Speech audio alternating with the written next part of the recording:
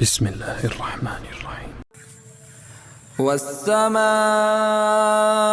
والطارق وما أدراك ما الطارق النجم الثاقب إن كل نفس لما عليها حافظ فلينظر الإنسان مما خلق من ماء دافق يخرج من بين الصلب والترائب إنه على رجعه لقادر يوم تبلى السرائر